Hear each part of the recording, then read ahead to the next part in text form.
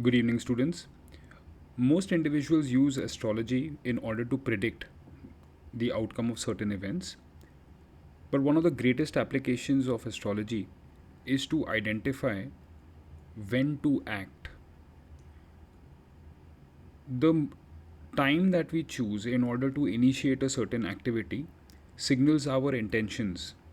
It fosters and nurtures a behavior of being patient and waiting for the opportune moment in order to take an action in which you can control.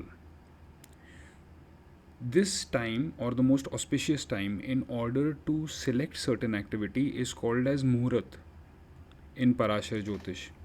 And the objective of today's video is to introduce the concept of Muhurat so that firstly you begin to appreciate time a lot better, and activities that you can initiate on your own are you will select the most opportune moment to act on those activities. So let us start the video, and we will use a case study in order to determine Muhurat, and you will extend or apply these concepts in your day to day life so that you simply get better at it. So let's just go through the content that I have created here for this session. So Muhurat basically, as I mentioned, refers to the opportune time in order to initiate a certain activity. Now, activities are different. For example, marriage is an activity, housewarming is an activity, going to the courts is an activity, donating is an activity, and so on and so forth. So, logically, different muhurats will be auspicious for different types of activities. And today, by using one case study, we will learn to evaluate Muhurat selection on day to day life as we see it. So, Muhurat is basically the auspicious time in order to initiate an activity, and it is a function of the Panchang, right? It is a function of the Panchang. People of Hindus would be very familiar with the word Panchang, even if they do not know how to read it. But the objective is to teach you how to read it. But we would have heard the term Panchang, particularly if you are of Indian origin. What the Panchang refers to is the 5 limbs of time. So Panch obviously means 5, and Ang basically means part. So it basically refers to the 5 parts of time. Now, since most of us are trained in Western or Gregorian calendar or Western horology, that is to use the Western system in order to establish time, and therefore we simply view time as 12 a.m. or 12 p.m. because the Western definition of time just includes the position of the earth relative to the sun and the moon. But since the Vedic or the Hindu definition of time factors a lot more things, therefore, these factors are given certain weightages in order to determine what is auspicious for what Muhurat is auspicious for which activity. So, once again, the Panchang refers to the 5 limbs of time. And what are those 5 limbs? The first one is Yog, Var, Tithi, Karan, and Nakshatra. Right?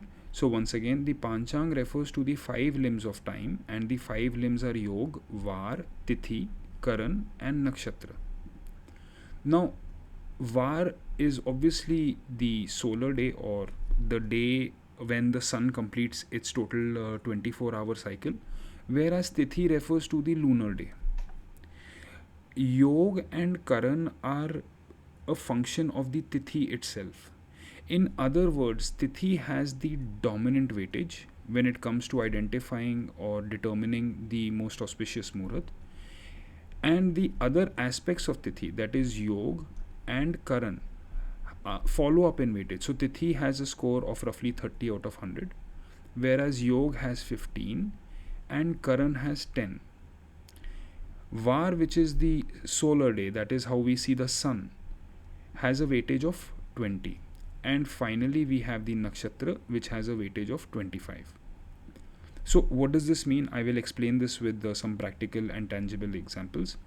Yog, Var, Tithi, Karan, these four aspects of time are applicable to all of us. So which means if the Var, that is the day, is Ravivar, that is Sunday, then it is Sunday for you as well as for me. Similarly, if it is a Monday or a Somvar, it is applicable for you as well as for me. If the Tithi today, let us say, is of Sashtami, then that, or the 8th Tithi, then that is the 8th Tithi or the 8th lunar day is applicable for you as well as for me. So is the case with Yog and Karan, which is derived out of the Tithi itself. But the Nakshatra will be unique for each one of us. And the reason is that you could be born in a nakshatra which is ruled by Ketu, whereas someone could be born in a nakshatra which is ruled by Venus. Someone else could be born in a nakshatra which is ruled by Mercury, and so on and so forth. So, of the 5 limbs of time, 4 limbs are common to all of us, whereas one limb becomes unique to the individual, him or herself. So I will also teach you how to find out these components of time and also how to utilize the nakshatra in today's session. Now, of these 5 limbs, which is the most important? And the answer is the Tithi, the lunar day. It is the most important while determining Muhurat. It is then followed up with the nakshatra, which is the individual's birth chart, which is a function of where the moon was when the person was born. Third is, of course, the solar day, and then we have the derivatives of Tithi, which is Yog and Karan, which take up the next set of weights. The perfect Muhurat is that in which all these 5 parameters or limbs of time get the full weightage or the full score. And obviously it becomes, we will see with practical example why it becomes challenging in some cases to find the perfect Muhurat.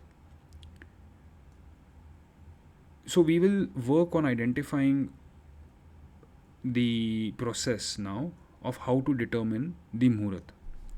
Now here I have obviously given the weights for significance, and I have mentioned that 4 out of the 5 limbs are applicable to all of us, while the 5th, that is the nakshatra, is specific to the native, specific to you and specific to me. To access the Panchang, one could visit a website like the Dainik Panchang, which means the daily Panchang. So I will show how that site looks like. If you simply go to Dainik Panchang or Dainik Panchang, a table like this will pop up in front of you. And in this entire table, what we want to focus on is just the Panchang element of it. That is the 5 parameters of time. Now here you will see the Tithi. So it is saying that it was Saptami, that is the 7th Tithi up till 7 p.m. And as of now, while recording this video, we are at Ashtami, that is the 8th Tithi. You will see that the Yog was Siddha Yog up till 12:13 a.m.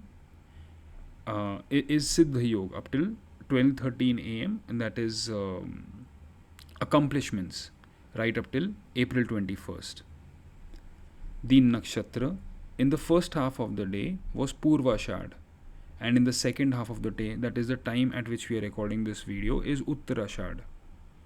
The Karan was Vishti till 6:46 a.m. It became Bhav at 7 p.m.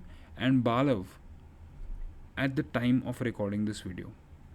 The day or the Var is Ravivar and the Paksh is Krishna Paksh. So I will come to what is Krishna Paksh. So most of us would be aware that we have waxing and waning cycles of the moon, and this is captured in the Shukla Paksh, that is the waxing side, that is as the moon is approaching a full moon or Purnima, that is known as the Shukla Paksh. And the Krishna Paksh is the waning side of the moon. So from Purnima to Amavasya, that journey is captured in the Krishna Paksh. So we have the Panchang and we have the Tithis known, that is, you would know now that as of now we are in Ashtami, that as of now we are in Siddha Yog, we are in Ravivar, going through Uttar Ashad Nakshatra, in Balav Karan and Krishna Paksha. Now, this is the definition of time for us. And now the question is, how do we use this definition of time in order to take meaningful decisions in our day to day life?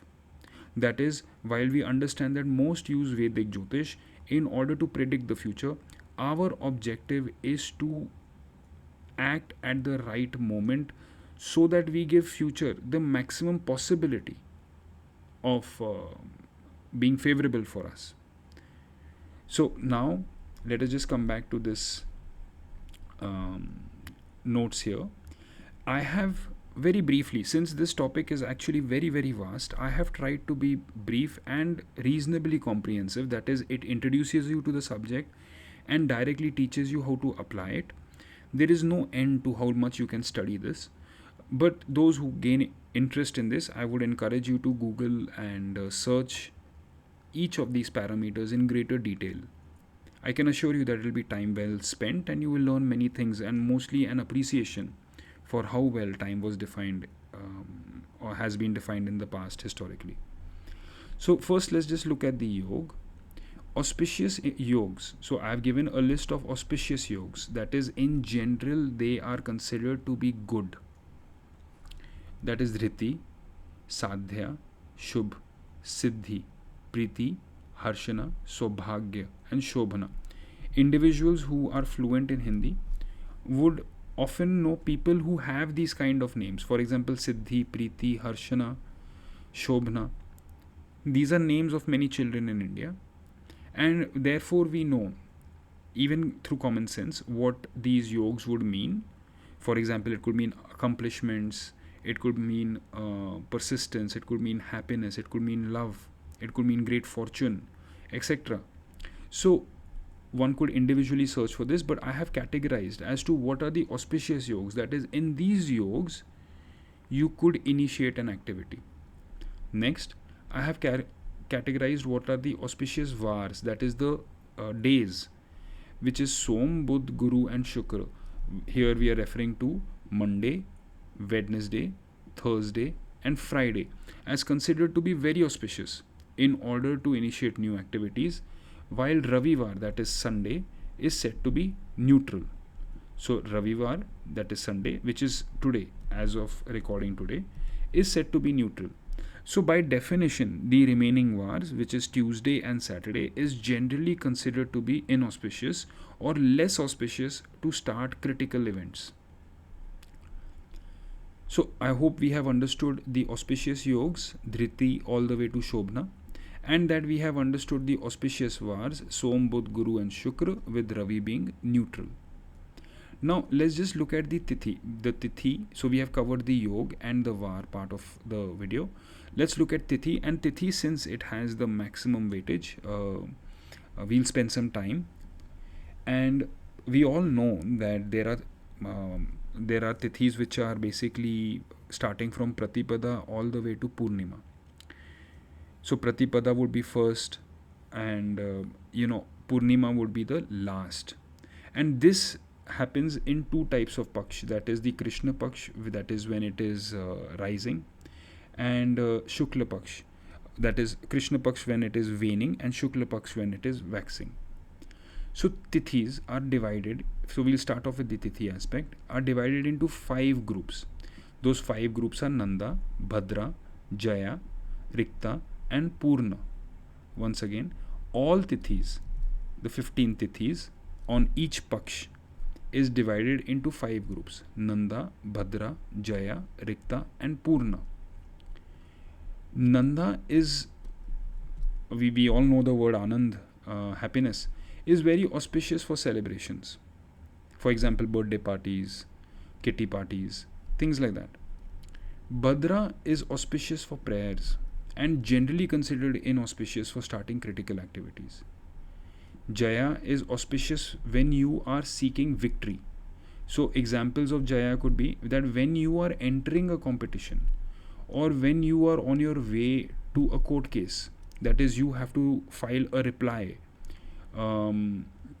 for some litigation, maybe tax litigation or some consumer grievance or your own personal life which is in courts, The most auspicious tithi, competition for example, the most auspicious tithi is Jaya. Rikta is auspicious basically for fasting and donation. So, of all the tithis, of all the 5 types of tithis, Rikta is considered to be the most inauspicious.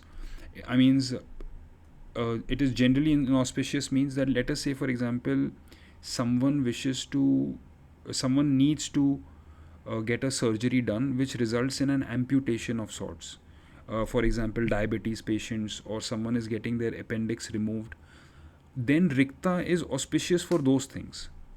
But in general, if you're looking to get married or if you're looking to start a new business venture, Rikta should be your last preference. Rather, Rikta tithis are best used for fasting or donating, that is, giving away something.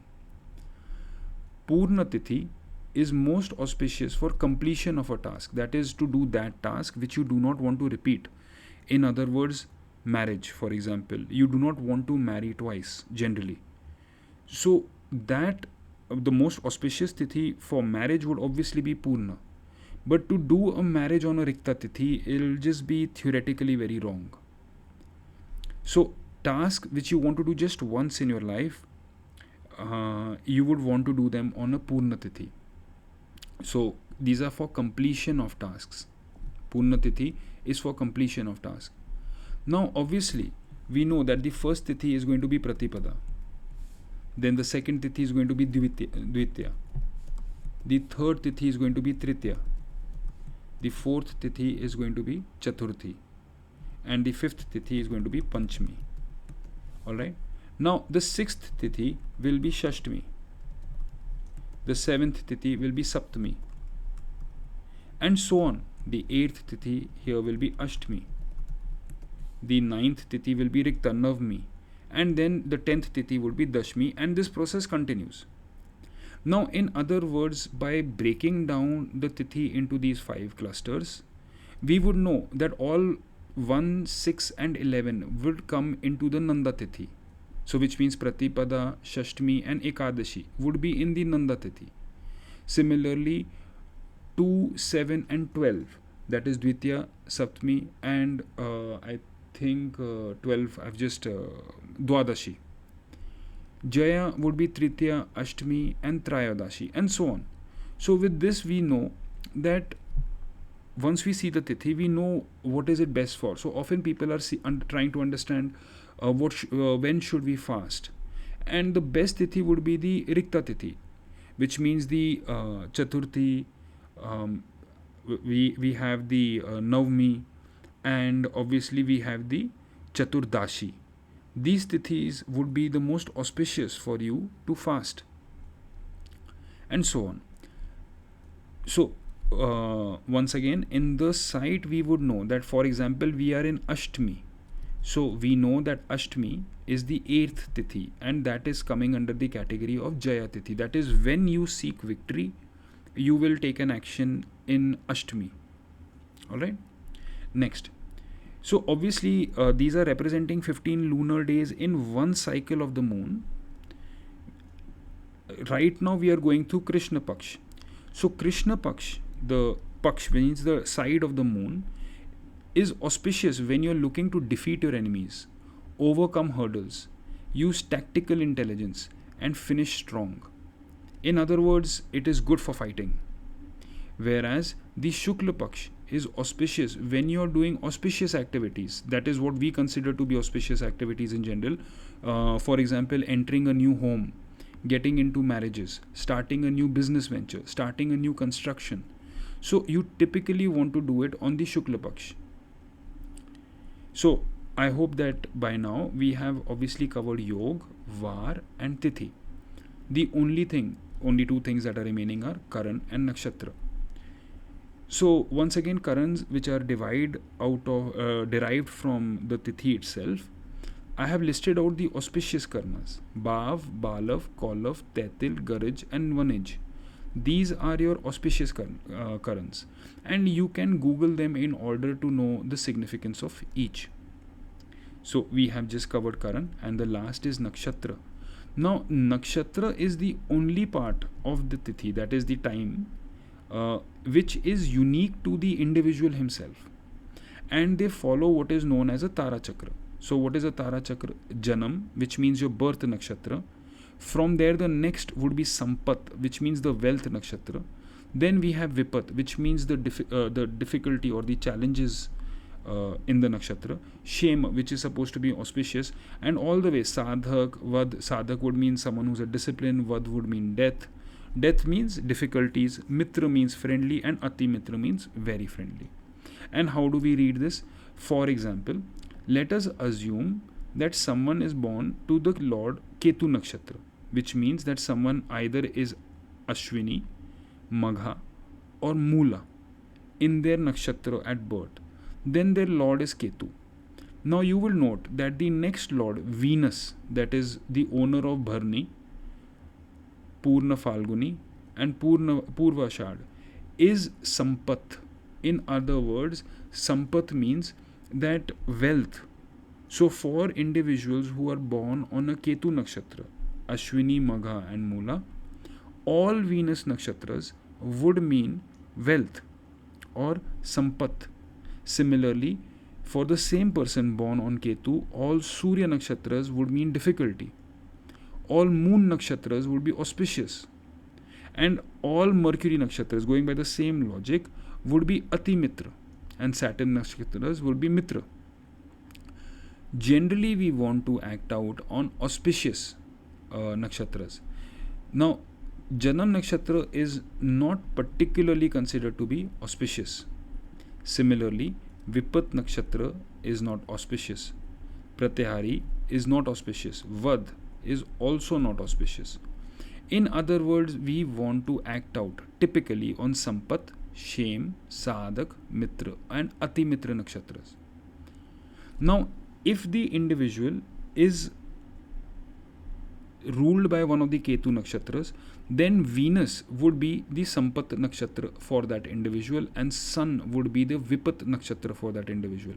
But for the individual who's ruled by Venus Nakshatras, that is Bharni, Purva Falguni, and Purva Ashad, Sun would be the Sampat Nakshatra and Moon would be the Vipat Nakshatra, and this cycle would continue such that Ketu would be the Ati Mitra. Similarly, for individuals who are ruled by Sun, all Venus Nakshatras would be Ati Mitra, all Ketu Nakshatras would be Mitra, while all Mercury Nakshatras would be Vad, Saturn would be Sadhak, and this process.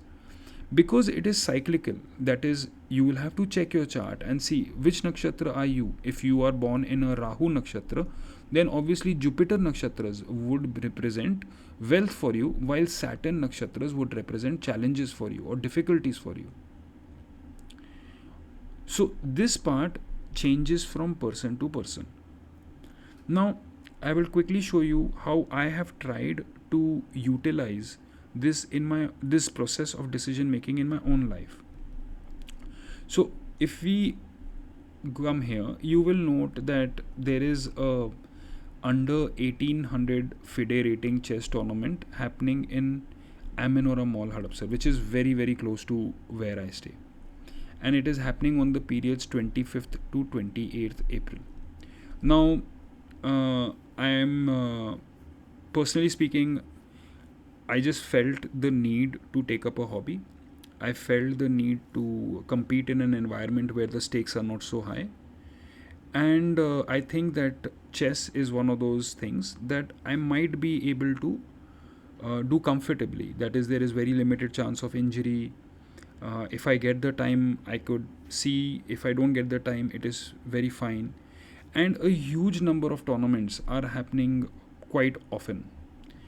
For example, here on the 20th to 23rd, that is as of today, we can see that there is a 2200 rated tournament happening at the same venue.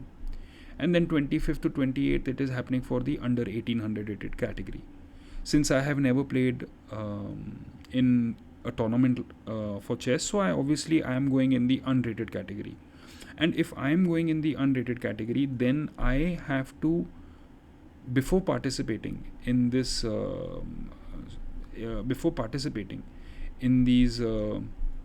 events, I will have to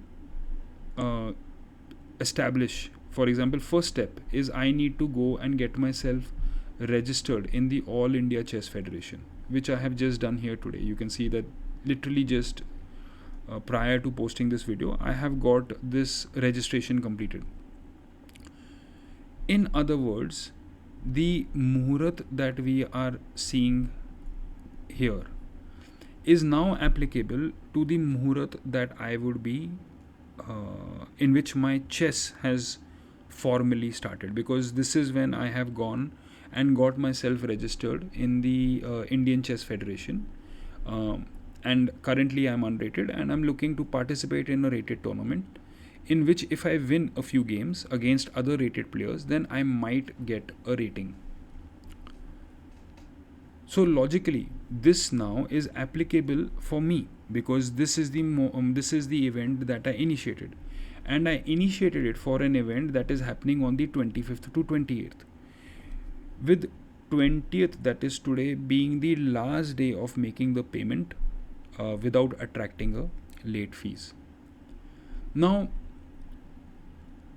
so this is now the case study that we will discuss in order to determine whether the Muhurat that I selected for myself is auspicious or not auspicious, factoring that I needed to get myself registered latest by 23rd. That would be a registration with the late fees, or by the 20th, that is today, without late fees, in order to participate for an event that is happening on 25th, pretty close to where I stay. And since I had just decided that I want to play a sport or play a game without risking injury, and just to relax my mind a little bit, so I waited in order to register for the tournament. Now let's just look at this. A person with Ketu Nakshatra, that person is me. So I am in the Ketu Nakshatra, which means Ashwini Magha Mula. So I am basically a Mula Nakshatra. In other words, Ketu is the Lord for me, Nakshatra Lord for me, has chosen today's date for enrolling for his first ever chess tournament. So I have registered myself in the Chess Federation side as of today, so which is basically representing the Muhurat as of today. So what is the Muhurat as of today? So we can see the Muhurat is Siddha, so not Sadhya, Siddha Yog, Ravivar, Shukla Paksh, Jaya Tithi, Balav Karan, and Uttarashad Nakshatra. And now the question is, what is your view on this Muhurat that I have selected for myself? So let's have a look quickly. So now Siddha Yog, let us just see if it falls into one of our auspicious yogs. Siddha Yog obviously means accomplishments, success. So in the auspicious yog category, Dhriti, Sadhya, Shubha, Siddhi. So this is the yog that got selected for today. So in other words, this is auspicious, and we know that yog has a score of 15. So I would give the yog a score. I'll just mark this here. I'll give it a full 15 because it is a very auspicious yog to select. So this is the score for the yog. Now Ravi Var. Of all the Vars, Ravi is considered to be neutral. So while Var has a weightage of 20, that is, you would be very auspicious if you were doing it on a Guru Var, Som, Budh and Shukra could get a 15, Ravi would get a 10. In other words, out of 20, I will give my score, the selection of the Var, a score of just 10 out of 20, because we have chosen a neutral Var. Next, we are choosing a Shukla Paksh and a Uttarashad Nakshatra. Now we need to understand that the Paksh and the Nakshatra need to be seen together. In the definition of the Panchang, the Paksh is included in the Nakshatra. So therefore, this score of 25 is broadly broken down into two components, that is the Paksh and the Nakshatra. So if you score, let's say, on a reasonable Paksh for the event, you would get I wouldn't give it half the score, but maybe I would give it somewhere close to a third. And the remaining would be for the Nakshatra. For example, we know that we have chosen a Shukla Paksh, and this is a Krishna Paksh. So as we can see here, it is the Krishna Paksh. And Krishna Paksh is auspicious for defeating enemies, overcoming challenges, using tactical intelligence, and finishing strong. For the purpose of enrolling yourself into a competition, I would give the selection of Shukra Paksh, a Krishna Paksh, very auspicious. But had I been doing a housewarming event today, I would give it a very low score or a no score, a zero score, for example. So logically, if I were to give 10 points to the Paksh, then the chosen Krishna Paksh would score 10 for the task that is selected. And now let's just continue with the nakshatra. We will see that currently we are dealing with Uttar Ashad nakshatra because it started after in the afternoon itself. And Uttar Ashad nakshatra is in Surya. So we know from the Tara Chakra that Ketu is Janam, Venus is Sampat, and Surya is Vipat. So because the person has gone, that is me, I have selected a Vipat nakshatra. So logically, out of the remaining 15 points, I will have to give this a score of 0. Because the Vipat nakshatra, I would prefer to have it on Sampatta nakshatra or Sadhak nakshatra. But to get it in a Vipat nakshatra means the moment is not great in that context. Finally, now we will look at the Tithi. So we know that the Tithi is Ashtami, and Ashtami is a Jaya Tithi.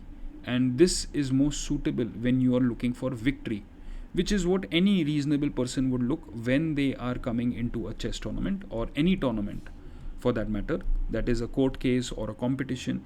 So logically, I would give the Tithi a full score. And last is the Karan. Of these Karans, Balav is included in the list of auspicious Karan. And since Karans have a weightage of 10 points, I would go and give this Karan a score of 10.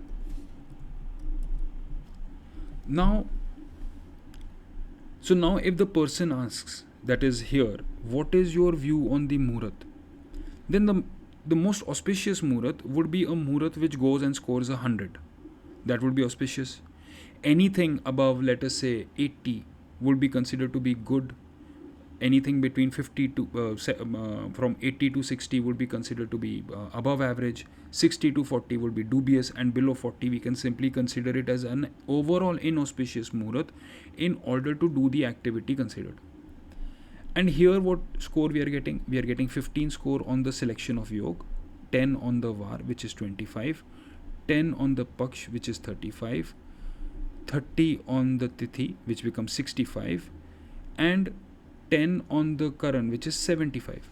So now the question is, what is your view on the Muhurat that is selected? And the answer is the same view that you would have when a person scores a 75 out of 100. Now, you might wonder that if I had all of this understanding, why didn't I simply choose a Jaya Tithi? Because as you can see here on this particular website, there are tournaments that are for all over the year that are listed here. All the tournaments are listed here. So now the question is that once I already know that they are listed, why didn't I go ahead and choose a Muhurat in which I scored higher than 75, even if 100 was not possible? And the answer for that is not everything gets controlled by us. So believe it or not, I had identified the Muhurat for my registration some time back. It was obviously a Jaya Tithi, and the Paksh was also favorable.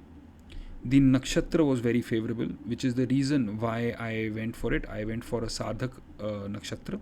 That is the that basically means accomplishments. I had identified it, and obviously I was scoring much above 75, close to, let's say, 90. And when I went to the chess website, the All India Chess Federation website, in order to register, they would not accept my payment.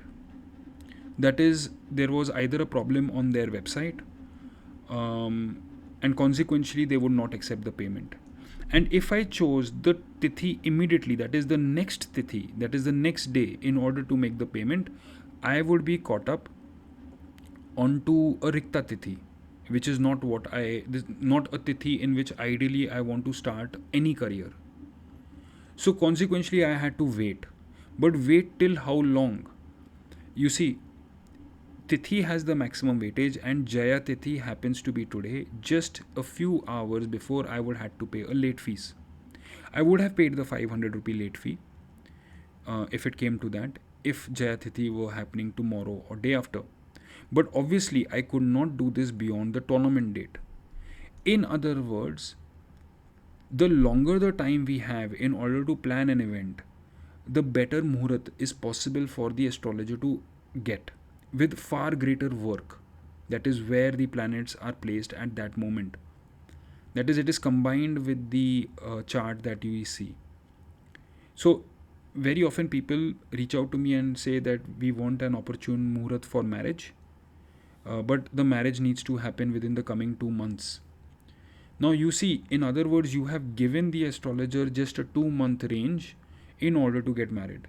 Now, within those 2 months, you can safely remove all the Krishna Paksh, which means a month is automatically removed, which gives now precisely 1 month in order to choose the marriage. And when you are choosing marriage, obviously, we are looking at the Purna Tithi, which is the most auspicious in terms of Tithi. So logically, in that month, we only now, that is the two Shukla Pakshas, we only have 6 days in order to choose the marriage from. And on 6 days, the Karak of marriage, that is Venus, we would prefer it should be exalted, which Venus is right now, and so on and so forth. And that there should be Agni Vas because you're going to be doing a prayer on the day of marriage. You would come up with just one odd date, and even there you will go and score a score of say 60, 50, 70 out of 100, simply because you gave the astrologer just a period of 1 month to choose from. And that one date that strikes for you, you would note that you would not even get a banquet hall, because that date now all of a sudden becomes common for a lot of people. Why? Because we know that of the 5 limbs, 4 are common to all of us. It is just the nakshatra that is going to differ. So, therefore, you would note that regardless of how well you know, how well you have internalized these subjects, the only thing you can do is wait and position yourself to take a decision on a specific Muhurat. But despite that, if something does not have to happen, it will not happen. In other words, when I went ahead and chose a Muhurat of 85 out of 100 for myself, the website wouldn't work. In other words, this in itself tells you what is the destiny in my, let's say, chess career. It will be above average, but it will be nothing spectacular. And I can assure you that individuals who have achieved great heights in sports, in relationships, in businesses, whether they planned for it or not, they inevitably started that event on a very auspicious Muhurat for themselves. It is, I can assure you. I have even seen in my own personal life, that is, certain critical events in my life, when I track back to the event it started, for example, some surgery, relationships, etc., the Muhurat on the event pretty much corresponded for me. And I have seen this happen on multiple occasions for people. So, therefore, so if you were to ask me, how would you predict, or how much success am I likely to get in chess? The answer is 75 out of 100, which means for 100 players, maybe I would be able to beat 75, which is 75 percentile in the world, which obviously means no scope of anything major in terms of chess. If anything, the nakshatra chosen is that of Vipat. There will be difficulties, but there are other things which are reasonably auspicious. For example, there is Siddha Yoga is there, a Balav is there, and a victory Tithi is there. That is, the individual is going there to fight. So overall, the intention of teaching you the Muhurat is, if you are writing an exam, you would really want to choose a Jaya Tithi. That is, students who are giving a GRE, a GMAT, or anything which costs money, significant amount of money, you would choose an opportune Muhurat for yourself. You would choose a Jaya Tithi. um, you would be neutral to the paksh, that is, it is okay if it is a shukla paksh or a krishna paksh. And you would also try to get it in the muhurat, that is the nakshatra muhurat, because we know that tithi, nakshatra, then var followed by yog and karan have the weightage, and that would be the order which you would follow. In other words, when I was trying to search for a tithi for my a muhurat for myself, I simply eliminated the remaining cluster and just focused on the jaya tithi, because I know by doing that itself I have given the maximum score to the muhurat. That in itself, in isolation, takes the muhurat to a near 50% above it. It has the potential to do that in combination with yoga and karan, because like I said, they're derived from the tithi itself, and that in itself puts you above average. And then if you are lucky, for example, I'm lucky that I got it a few hours before I had to pay late fees. But overall, like, if it is not in your destiny to get a 90 out of 100 muhurat, you're simply not going to get it, and you can do this activity regardless. But yes, there are certain activities which you can control, and there it is useful. And then coming to this point of muhurat, um, we know that Maharishi Parashar is the creator of Vedic Jyotish, and Maharishi Parashar had a son, Ved Vyas. Ved Vyas was the father of Dhritarashtra and Pandu, and Dhritarashtra and Pandu were the obviously the parents of Kaurav and Pandavas, who went into a war which we know as Mahabharat, which was documented by Ved Vyas, who was the grandfather of these people, the son of Maharishi Parashar, who is the creator of Vedic Jyotish. And Maharishi Parashar obviously identified the Muhurat which was most auspicious for conception of child.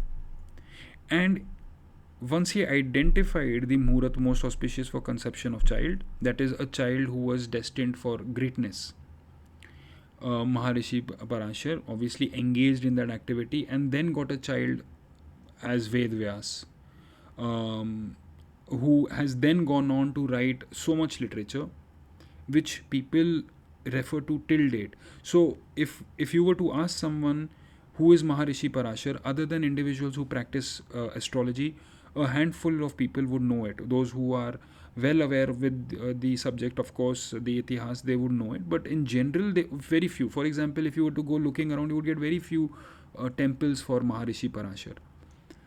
But if you were to ask people about Ved Vyas, then you were to ask people about Dhritarashtra and Pandu, and then follow it up by asking people about the Kauravas and the Pandavas.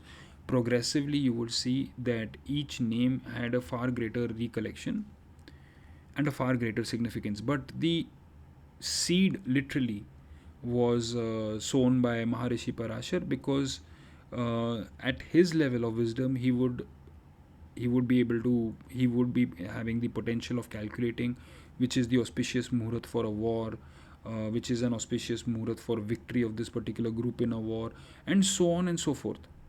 And therefore muhurats are used literally in everything that Indians typically do.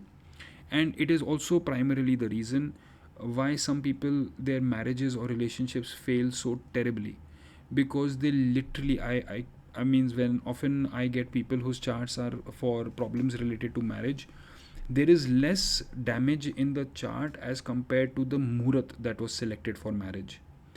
And sometimes, believe it or not, the tithi could change in middle of the day. For example, we can see here how the tithi changes from saptami to ashtami at 7 p.m, and how the nakshatra changes at, let us say, 11:48 a.m.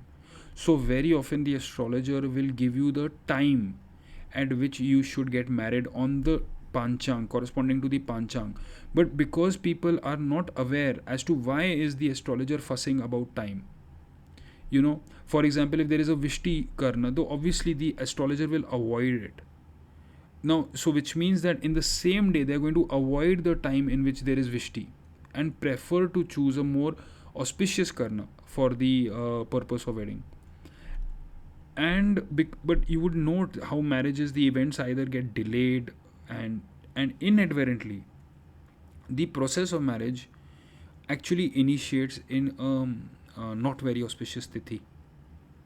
or some other parameter changes which can change midday, the nakshatra, the yog, karan, bhal, the yog and karan.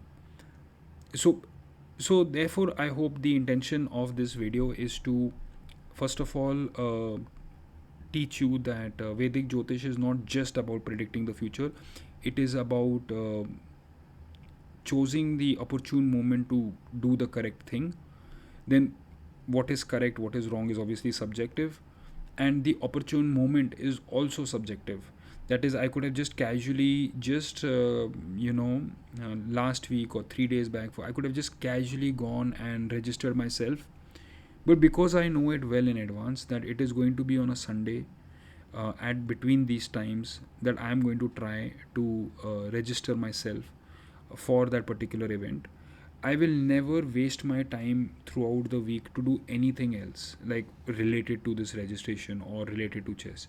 I'll just choose this time, I'll do my work, the site is working, which is good for me, and as we can see, I registered something there, and that's it, because that's the only thing that I can control, given the constraints that I mentioned, that the tournament last date and the tournament when it starts.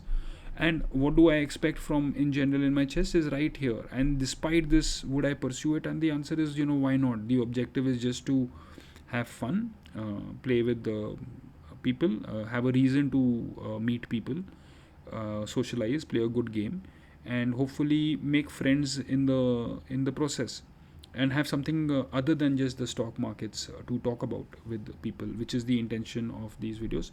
So I hope that you have learned a lot in this video, and I have really tried to briefly summarize the process of Muhurat selection, and yeah, and I would say that you could ask your queries in the comments, but rather than queries, I would be more happy to know how you are applying this concept in your day-to-day life.